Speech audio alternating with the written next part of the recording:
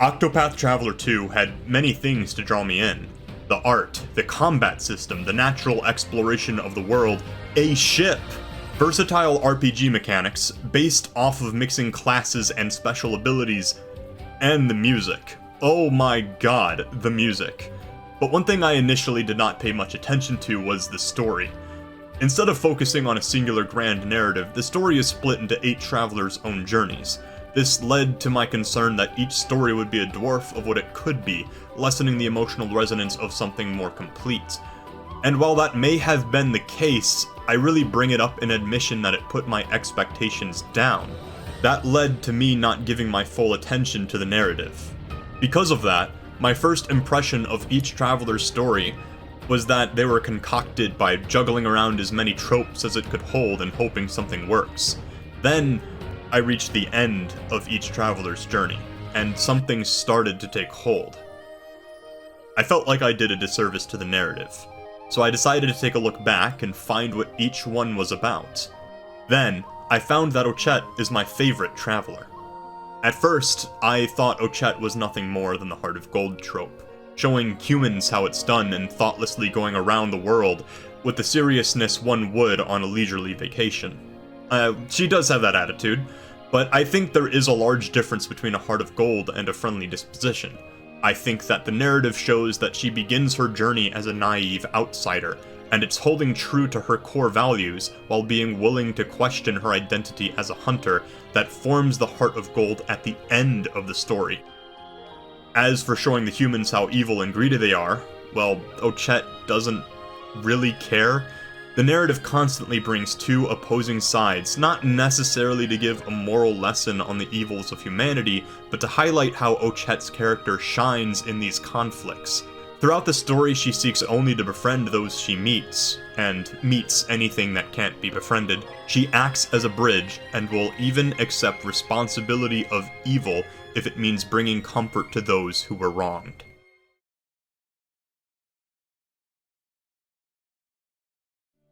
Each traveler has a foil who shares a similar background as them.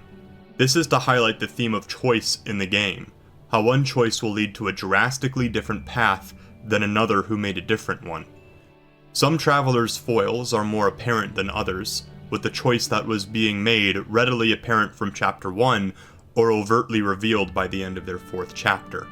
Ochette is a unique exception. While her foil exists, the character is not revealed until after all travelers' journeys converge in the epilogue. Instead, the starting choice of Ochette seems inconsequential. It's the choice of her companion, either a Lejackal or a Malama Owl. It seems inconsequential because this choice does not change the story, nor the core gameplay of Ochette's. When the choice is made, the other is overtaken by a dark force. It attacks Ochette, but backs off and retreats after Ochette steps towards it. Ochette then apologizes. She apologizes because she feels as if she's hurt the other creature. In the background, there are more machinations. The Dark Hunter is what overtook the unchosen companion. Also, in the framing of the story, this choice is presented as a rite of passage, something that's been done with many hunters before. Juva's confusion also hints that this is an anomaly. Nevertheless, Ochette still seeks to take responsibility for what happened. From her perspective, her choice led to the hurt of another, and this is central to the core of Ochette's identity as a hunter, even if she does not yet know it herself. A hunter is someone who makes a choice that decides the fate of another. 10 years later, and Ochette is far into her training. During her hunts, phrases like, "You eat too much and you've gotten too big. It's wrong to take more than your share. The forest belongs to everyone. The weak are meat for the strong to eat." give insight as to what her beliefs are about the role of a hunter. They also give insight to the lessons she's learned from her mentor, Juva. Ochette drives off villagers that threatened violence against the beastlings, revealing the issues they are facing, the desperations of these issues, and their attitudes towards the beastlings. Later, Juva calls Ochette over to the west side of the village, and they talk, discuss about how much Ochette has grown, and how Ochette is dealing with the memory of when she chose her companion. 10 years since the two of you met, is it?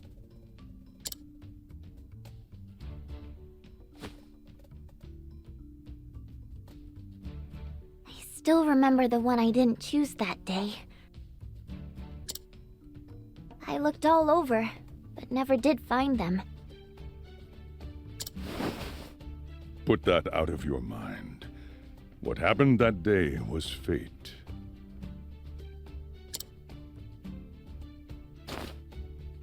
Anyway, I gave Mahina enough love for both of them.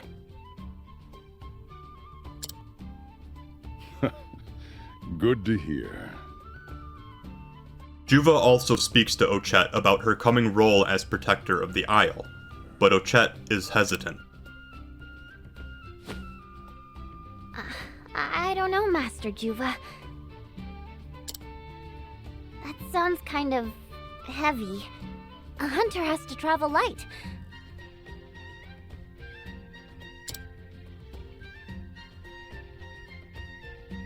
I'd rather keep going out every day to hunt up some good eating. Kohaze, leader of the human village, walks in and offers food as an apology for the earlier skirmish. However, her tone, phrasing, and intrusion from the entrance of the village over to the west side indicate aggressiveness and insincerity. Juva calls her out on this, and Kohaze admits that she is there to request the Beastling's help to save a village girl that wandered into a more dangerous part of the Isle. Through this, she does her best to keep her pride and even tries to assert authority with phrases like, "But this is not the case for you who were here on this island before."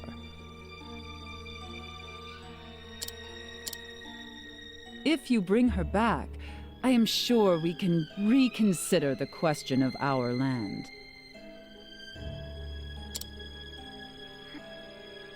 This was so insidious, on my first playthrough I assumed they were lying about the girl, but they weren't. Juva is tired of making deals with people who constantly try to take more. He sees the troubles they are in as consequences of their own faults, and rightly so. He tells them that this is their fate and they should accept it. From the villagers' perspective, they are in a truly desperate situation. Their own way of life is steering them towards ruin. They have so little resources that they cannot spare an expedition in order to save the life of one of their own, even if she is a child. However, they are unwilling to give up their pride over the Beastlings, for if they do, they no longer have any perceived justification to take more from them, and the villagers believe that not taking more will lead to starvation. Juva, on the other hand, bears no responsibility in this, and he would like to keep it that way. He's dealt with people before, and knows where it will end. His experience has taught him that humans repay kindness with hate, and helping them will only contribute to the Beastling's ruin. While the story does acknowledge that the humans are the transgressors in this situation, the story does not end here. It is not about inherent moral failings of mankind, nor about how Beastlings have a better philosophy that the humans must learn from. This is my interpretation because in this situation, the story focuses on how Ochette steps forward and makes her own decision. Ochette, what are you saying? Remember what you taught me, Master Juva? When it matters most, be true to your heart, not your eyes or nose. But you know how dangerous the ruins are. And this is a human child.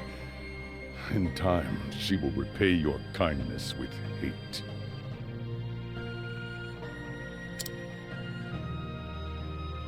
Human, beast, that's not important now.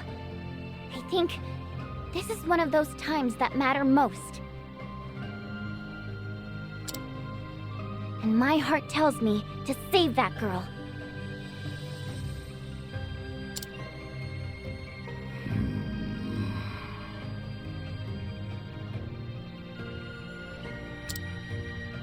Very well. Go. She makes this decision not for herself, but for the child condemned by their own village, and arguably Juva as well. It is her choice, made in consideration to how it affects another. This desire stemming from her first experience in the tomb of the Warden Beasts, now calling her back to that same location. Ochette heads out, asserts her identity to Kohaze, and tells them to leave the food there. Ochette makes her way into the tomb and befriends the child with jerky. Right? A hunk of jerky makes everything better. If we can agree on that much, we're practically friends already. On return, Ochette finds a creature attacking the village. Juva tells her to run, but Ochette has just returned from making a new friend and from being able to save someone. Here, Ochette states her role as a hunter, readies her bow, and challenges the entity. No. No running.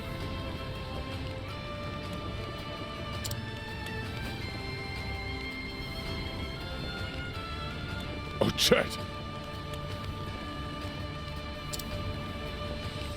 What kind of hunter runs away from her quarry? And whatever this is, it hurt the villagers. Come on! You wanna fight? Here I am! Come on, then! Thanks to brilliant RPG strategizing, Ochette is victorious. Kohaze steps in to give a backhanded thanks. Then, Ochette questions their disposition to only talking about territory. I interpret that Ochette is not making a judgment, but is genuinely curious about the motivations of the villagers. She does not fully accept Juva's statement about how this is humanity's nature, and even questions Juva if they should consider cooperation. I believe that Ochette's lack of absolute judgment comes from her consideration of others when making decisions. She seeks to fully understand a person in the hopes that they could be a friend. In doing so, she becomes very empathetic towards others. Something I believe to be a reflection of her empathetic nature is her ability to read the emotions of even the land around her. Tell me, have you noticed the change in the forest?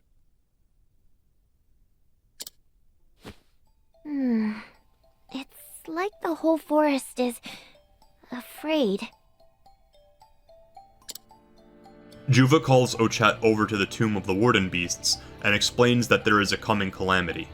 Ochette accepts her mission to travel the world and gather the creatures of legend.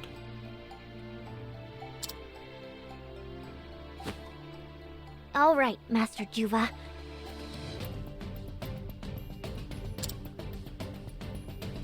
I'll do it. I'll find those creatures of legend and bring them back. Before, she stated that becoming a protector of the Isle would be too heavy, but now, she has experienced the value of fighting for those she loves. What was once too heavy a burden will now be her greatest hunt yet. Well, I'm sure I'll figure it out. I'll search at my own pace. I'm starting to look forward to this. It's gonna be my greatest hunt yet!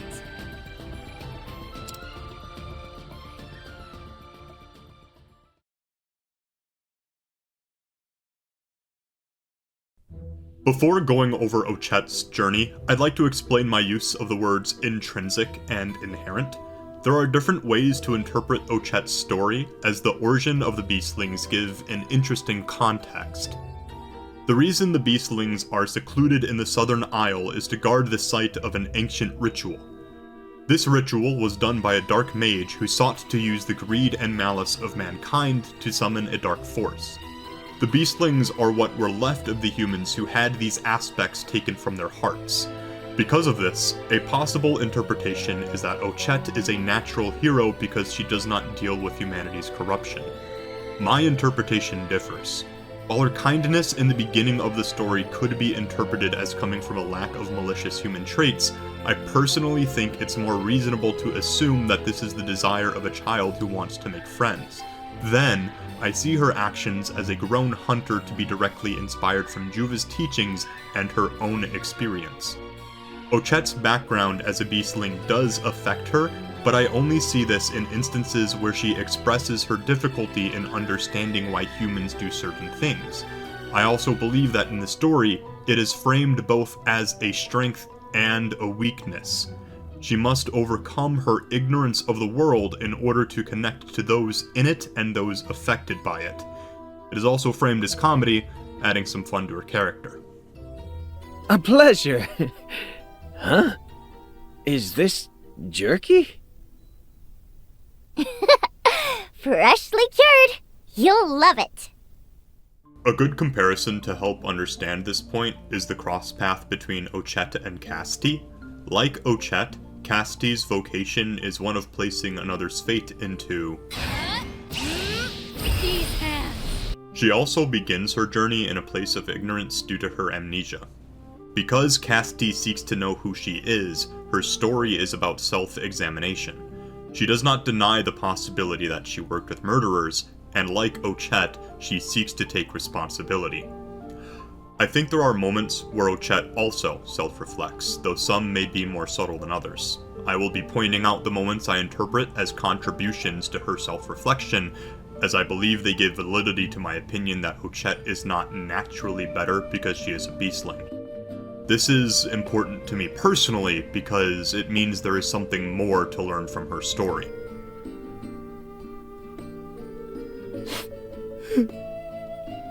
This wasn't supposed to happen. It's not my place to judge you for your crimes. Examine your deeds and your heart, and if you find them wanting, become a better person.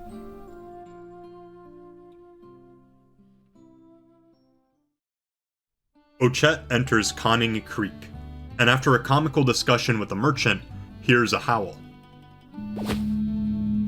Ochette, did you hear that?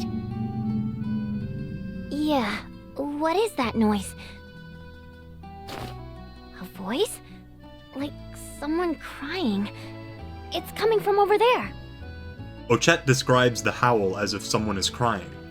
Hoping it may be Cataracta, Ochette tries to find a way across the water to the island where the sound is coming from. She is stopped by a woman named Alpione, who, though confused at Ochette's unique scent, resolutely blocks Ochette's path. Ochette provokes her, wins, and makes her way over to the island.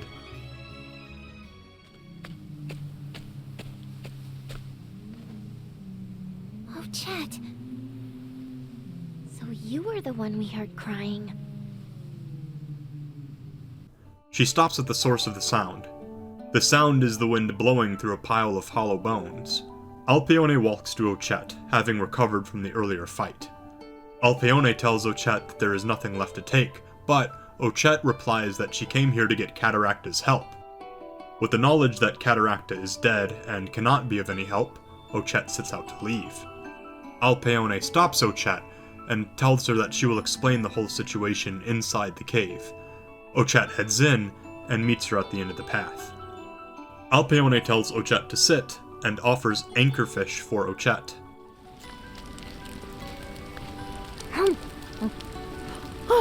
What the?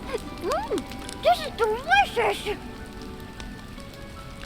That's life for you. Every living thing devours life, simply to stay alive. But humans are ugly. They kill out of avarice and greed. Alpione tells Ochette how the Dark Hunter came during a time when Cataracta was weakened. The Dark Hunter killed Cataracta, along with Alpione's people. While the Dark Hunter killed Cataracta, it was the people that stripped her carcass down to bones. They took everything, stripped it to raw bone. Why would they do that? Cataracta's scales and whiskers were worth more than the finest jewels. They did it for money.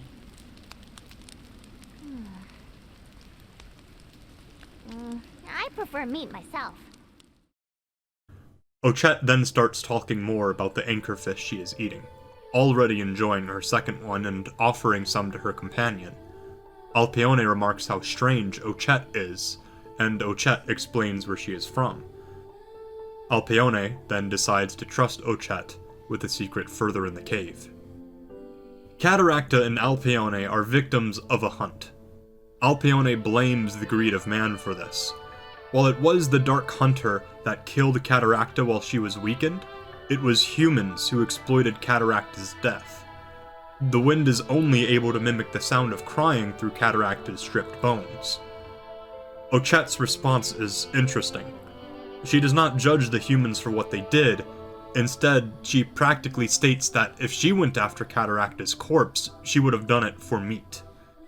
This is surprising because in most instances, Ochette is very empathetic. However, her display of empathy in those other instances follow from her experiences. Here, Ochette is a hunter, and she is comparing her motivation of hunting to the motivation of others. There is also the metaphor Alpione puts in place about the value of life in order to test Ochette. Alpione remains standing, and does not eat the anchorfish that she hunted. I believe this is because she places herself as a victim of the hunt. She holds anger against humans for corrupting what she believes hunting is supposed to be for. However, Ochette attempts to compare her own purpose to humans. Again, Ochette does not find fault, but only a lack of understanding. Alpione recognizes this simplicity of Ochette's, which leads to a conversation of Ochette's beastling heritage. Ochette again declares, Anyway, beast or human has never mattered much to me. What matters to me now is whether I can have another one of those. While Alpione first opens up to Ochette because of how different Ochette is, Alpione has to face that Ochette's first identity is that of a hunter, with whatever differences between Ochette and humans not being something that matters. I believe Alpione decides to fully trust Ochette, not because Ochette is different from the humans who exploited Cataracta's death, but because Ochette is honest about her motivations and desires. So Alpione tells Ochette about an egg hatched from Cataracta to fulfill her duty. Alpione asks Ochette, Will you warm it for me? Cataracta knew death was near, and bore this child to fulfill her duty instead. Her duty to save your village.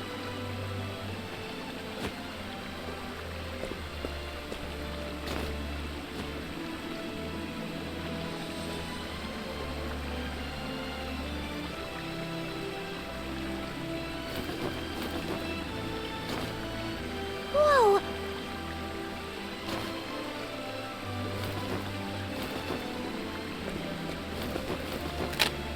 Crack in the shell. I knew it.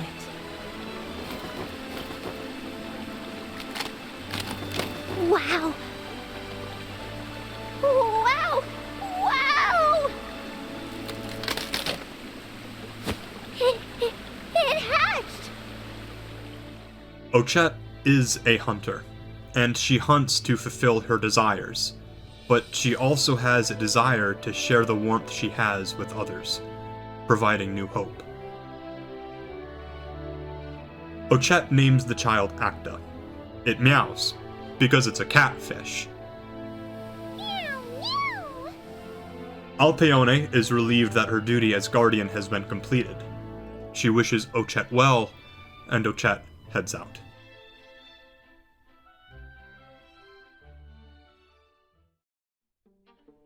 A method I've been using to explain the theme so far is to compare current events with past actions of Ochette. This is a little difficult in this spot because after the first chapter, the game opens up and allows the player to choose whichever creature they would like to go after first. I believe that this choice is done in order to encourage player freedoms in the game, for things like second playthroughs where one can do a challenge run or a speed run, or if the player would like to reach a certain part of the map without separating themselves too far from the story. While the story is designed to be malleable in this aspect, I believe that that's only in a timeline sense. However, I think the themes of Terra's and Cataracta's chapters are complementary, with Glacius's chapter being an advancement of those themes, and the final chapter being the fulfillment. I believe it is still fair to analyze the story in this way, because a player's first time experience with the game, and therefore their first experience with the story, will be done through Cataracta, Terra, and then Glacius.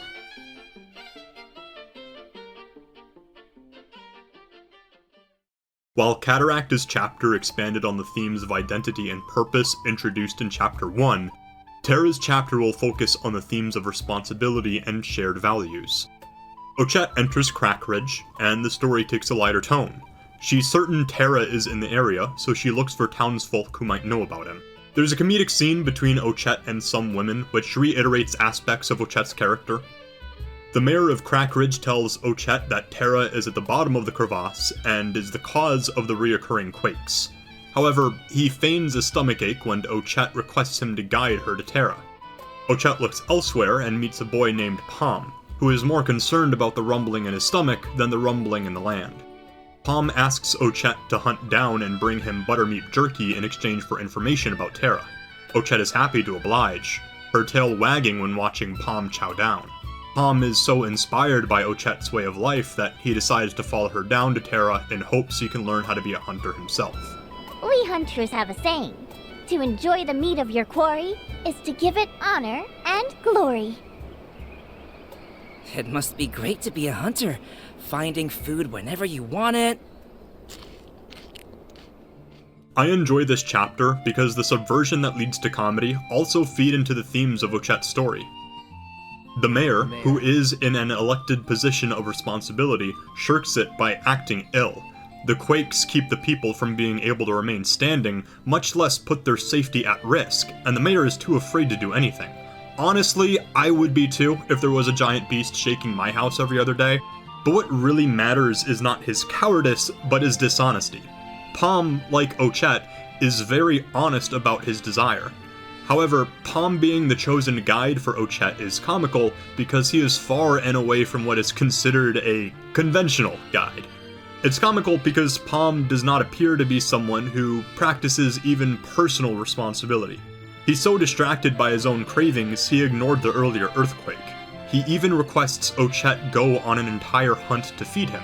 When Ochette befriends him, they both express just how much they love jerky, with Palm now wanting an identity like Ochette's in order to obtain the same rewards. Someone who does not take responsibility for themselves, now finding value in Ochette's identity through this shared experience. This discussion is also complementary to Cataracta's chapter, as it shows that Ochette's motivation to hunt isn't purely on just survival.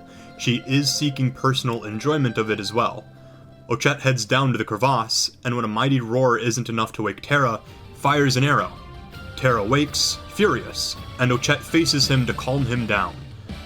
Thanks to even more brilliant RPG strategizing, Ochette is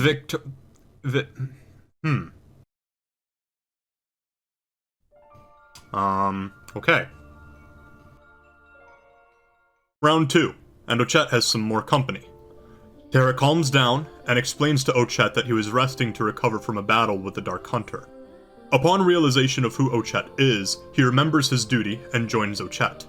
Back up the ridge, Ochette explains the situation to the townspeople. Palm tells Ochette that next time she visits, he will provide a meal for her through the practice of farming. Palm holds the same values as Ochette, but resolves to find his own way towards his goal. There is a narrative parallel between the relationship of Palm and Ochette and the relationship between Ochette and the villagers. In Chapter 1, the villagers did not know how to take responsibility for themselves, demanding the beastlings provide more resources for them. Ochette makes a connection through the shared joy of jerky, and in the face of a confrontation greater than them both, they learn how to be responsible for themselves, while also showing desire to share their produce with others.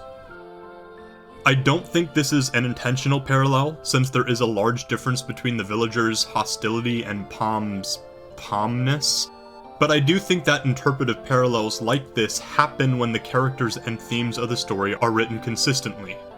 Ochette then sets out.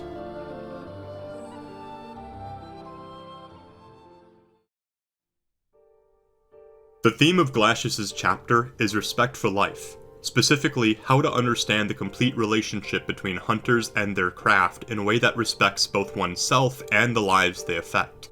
The reason I like to assume that these chapters are in chronological order is that Cataracta's and Terra's chapters introduce aspects of this theme, but they divide the focus between respect for other life and respect for one's own life, though not a complete division, as some things are reiterated.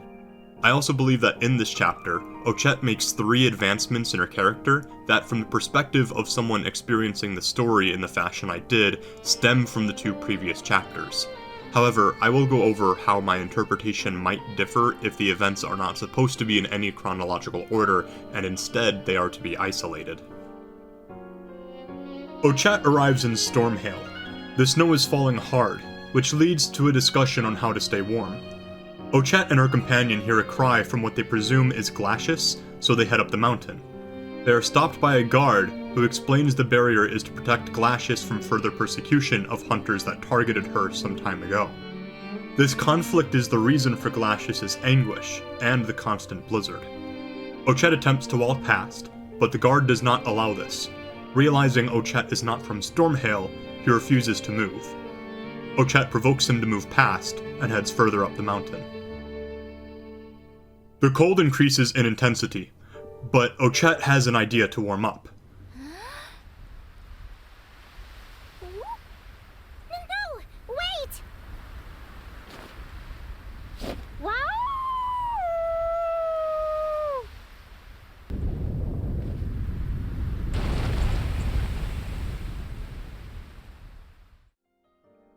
The loud noise and resulting avalanche grab the attention of Heeg, who advises that Ochette leaves. Up here, it snows with hate. With hate?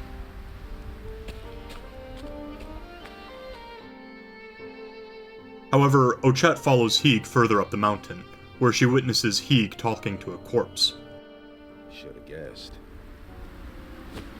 Sorry it's been so long. You find your wife okay? Take good care of her over there. Great. You again. Who is that? My nephew. He was a hunter too. Everyone I used to hunt with is dead now. Killed. By Glacius. What? Long ago, Glacius stopped a legendary blizzard. It defended our land from any outsiders who meant us harm. No one is mightier than Glacius. The church, the locals, everyone revered Glacius as a guardian. But a handful of hunters wanted to do more than revere it. Glacius is great, so bringing Glacius down must be a great achievement. That was the idea.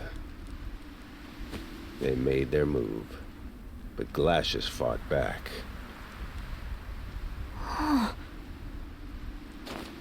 I was the only survivor. I started coming back to the mountain in secret, to search for the stragglers who didn't make it home. That avalanche you called down helped me find the last one. Thanks.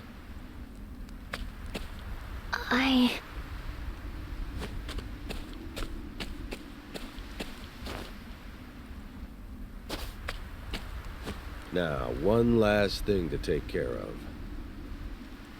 Are you hoping to capture Glacius too? I'm gonna hunt Glacius for everyone who didn't make it out. Humans and beasts are made to hate and kill each other. You're a hunter, aren't you?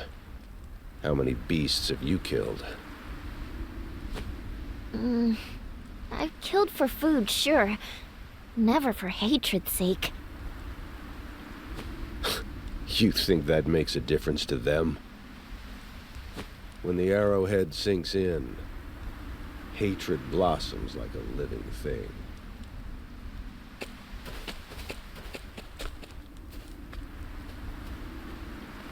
All this hate. I just don't get it. But I do know one thing. His approach to hunting makes me sad. Ochette's identity is heavily challenged. Her usual confidence wavers when confronted with the idea that even her method of hunting could breed hatred. After encouragement from their companion, she continues to the summit.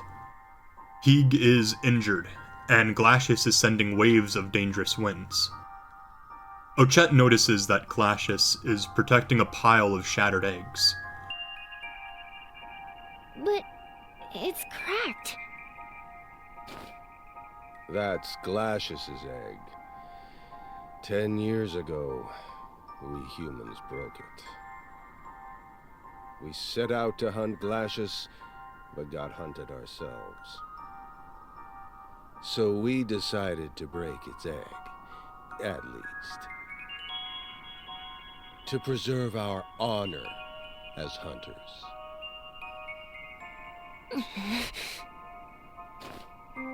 Unforgivable. You took a life, not for food, but out of sheer spite. Is the taste of honor that irresistible? Be gone. Be gone. Here, Ochette does judge Hygge. While in earlier instances she is unable to understand or avoids judgment, I believe she wrestled with what Hygge said before and came to a new understanding. She's identified the difference between her values for hunting and the reason why Hygge shattered the eggs.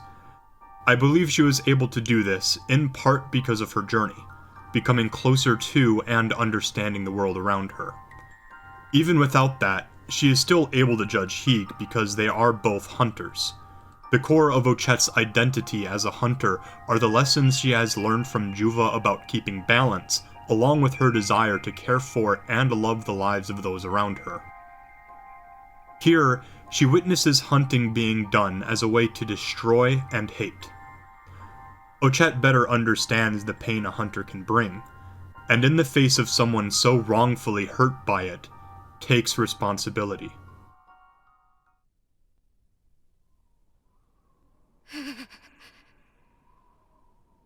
Stay back. Release me. Release me, I say! I'm sorry. It was so important to you, and it got caught up in some stupid game. Our stupid game.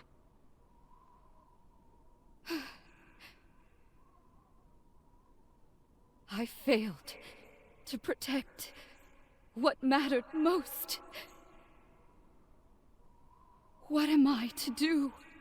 What life remains for me? To me, Ochette apologizing for our stupid game is much more resonant, with the other chapters cementing how much Ochette looks past the differences between herself and humans. It's not something she says out of carelessness or ignorance. She is willing to put her life on the line so that she may take responsibility. This gives Glacius a moment to face her pain. She doesn't heal. She is described to have scars all over her body. She says that she will never forget the pain brought to her. However, she wants to help Ochette prevent the calamity because her desire is to protect those who are vulnerable. She thanks Ochette for reminding her of her purpose.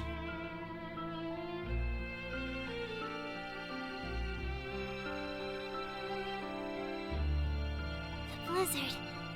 It stopped. I will never forget this sorrow. But you reminded me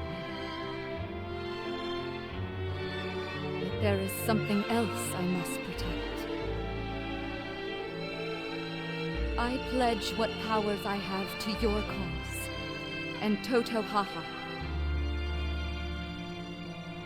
Thank you, Ochette. No, thank you, Glacius. In contrast, Heed tells Ochette that his purpose has been taken from him.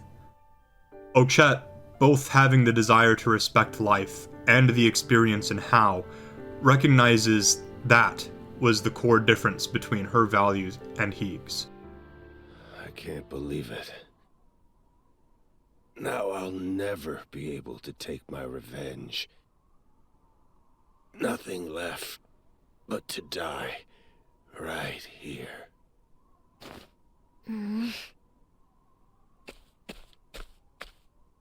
Listen, you need to learn to respect life more. Both your own life and the lives of others. You're ready to throw it away for what? Honor? You can't even eat that.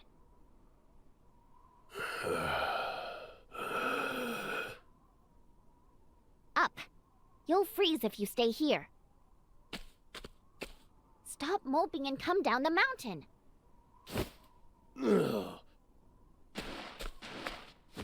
Hey! Let go of me. Hey!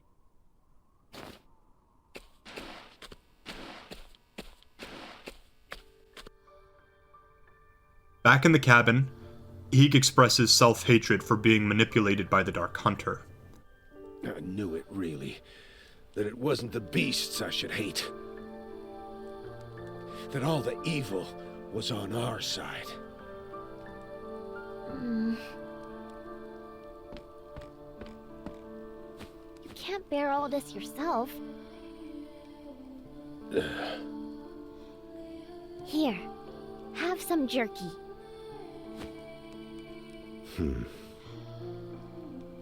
Trust me on this.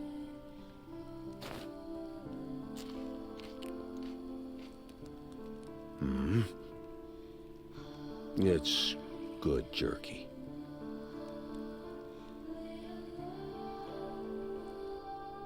Ochette helps Heeg understand how to appreciate life by sharing jerky. I believe these moments are much more emotionally resonant after going through the other two chapters.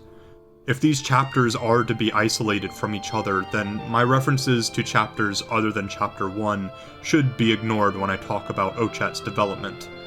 While I do think there is enough of Ochette's values from Chapter 1 to show that these instances are her developing as a character, there are moments where I find Ochette's actions or choice of words interesting if Glacius was the first chapter completed.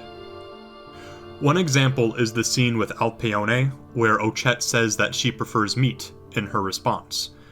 Perhaps her ability to understand motivations is so strict that she is only able to compare herself to other hunters and not scavengers. However, the final chapter does take place after all others, and while my analysis of Ochette's development between Cataracta's, Terra's, and Glacius's chapters are interpretive, I am able to, with much more confidence, say that the three chapters as a whole teach Ochette how to better understand her purpose as a hunter, and how her keeping her respect and love for life placed inside her a warm heart.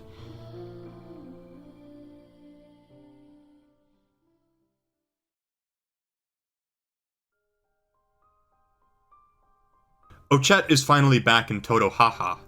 She has a pleasant reunion with her village, and runs over to introduce the creatures of legend to Juva. Oh. Oh. Oh. They head over to the summit of Strife to prepare for the coming night. Kohaze comes in, and this scene follows from what we've seen in Chapter 1. This scene is to remind the player, who at this point most likely has been juggling 7 other stories around as well, about the character dynamics. Ochette recognizes a scent from long ago. Night falls, and the creatures are more ferocious than anticipated. The human villagers run in, forced out of their homes and cornered into the beastlings' camp. Kohaze lashes out at Juva, seeking to blame him for this calamity. Ochette reminds her that her duty is to protect her village. Kohaze then joins the beastlings in the defense. While she still says some pretty nasty things, Ochette brushes them off, seemingly reading this to be less genuine and more of an excuse to keep some of her pride. When the present battles are finished, Kohaze is the one to point out there are more creatures to fight further in the Beastling's land, a sign that she has a growing desire to take responsibility for more than her own. Ochette heads further in with the assistance of Terra and Glacius. Ochette finally reaches Moonview Cliff. No monsters. Can we have defeated them all?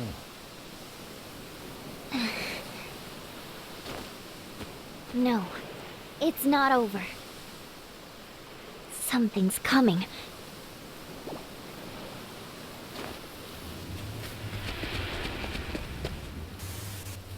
And it smells familiar.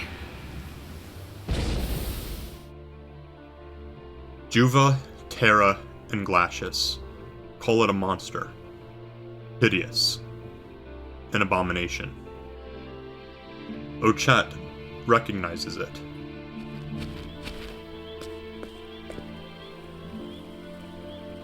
On that day,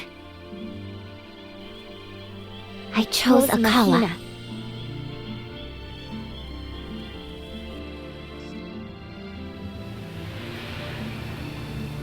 And you were the one I didn't choose. It is you, isn't it? From that day long ago? You're hurt, wounded, scarred. What happened to you? Who could have been so cruel? Ochette! It's so sad. Look at those scars.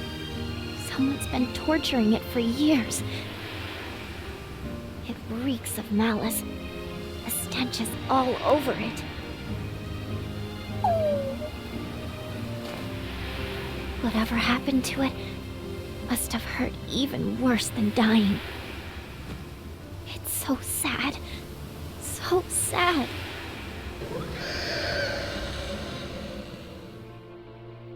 Ochette's journey across the continent taught her the pain and suffering a hunt can inflict. All three creatures of legend were deeply wounded by the Dark Hunter and her plans. Here, Ochette confronts someone who has been under that malice for their whole life, but she still recognizes them. Ochette is forced into a battle to protect Juva, and Juva begins to see a light in Ochette. However, Ochette doesn't know what she fights for. And for this, she is knocked off the cliff into the ocean.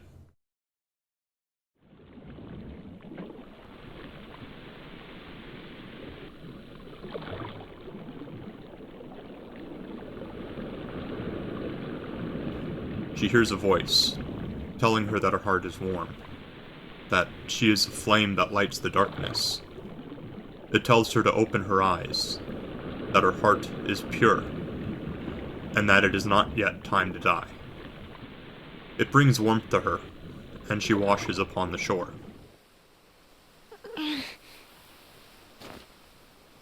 Mahina? What happened? Did I become a firefly? It's warm, warm. I feel power welling up within me. I like that. I feel it too. The warmth.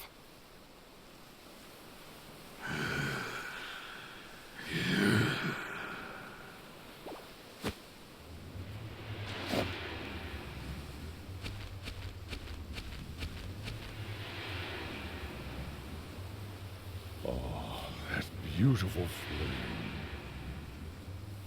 This is no time for us to lie around. Must protect the island.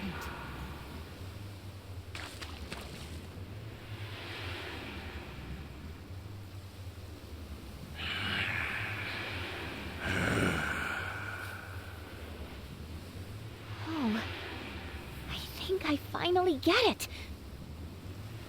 I love Totohaha and the people who call it home. That's why I want to protect it. Knowing what she fights for, she confronts the Darkling.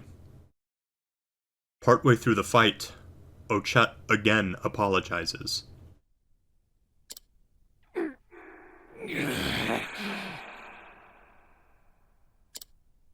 I'm so sorry.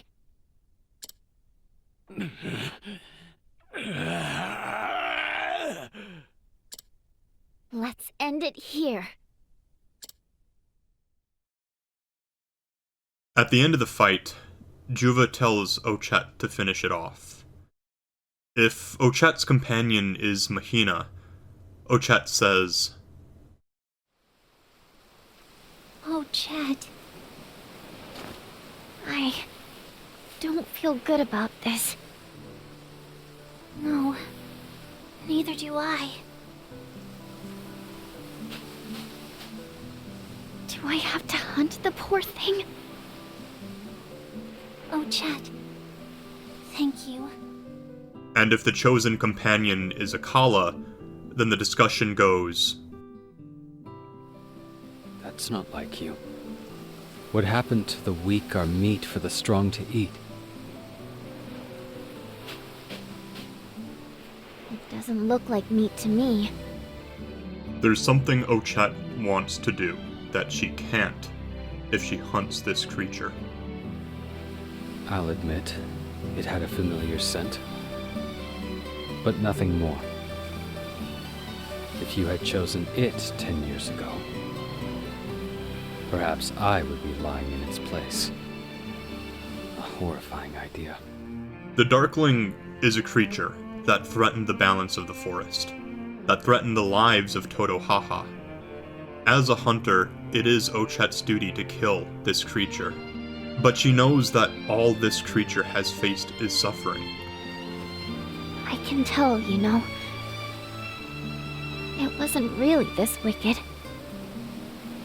Just hurt and suffering for a long, long time.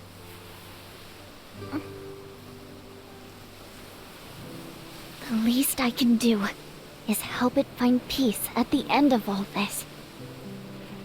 Ochette. What are you going to do?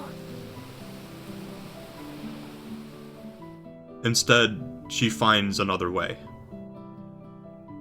She gives them jerky to show them that their life has value, not as a creature to be hunted, but as a friend.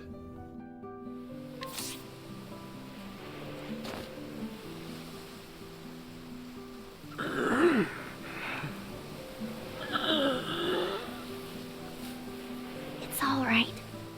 All the scary things are gone now. There. If you're reborn into this world, let's eat something real tasty together. Good night.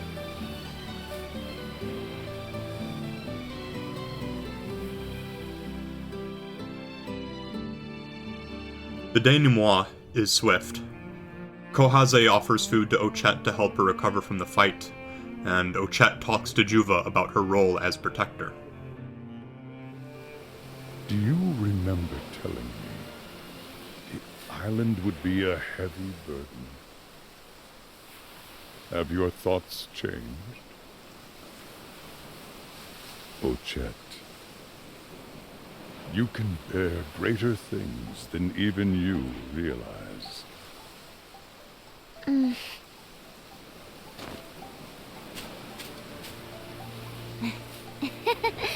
I'm sorry, Master Juva. I won't call it heavy anymore.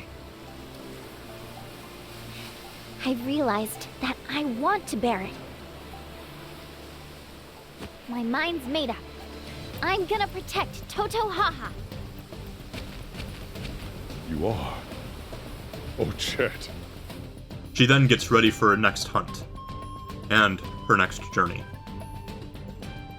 Ochette is my favorite traveler, not because I think her story is the greatest, or that I think her character is the most thoughtfully written. I enjoy every traveler's stories, and I believe that each traveler in this game represents some aspect or struggle of a human experience.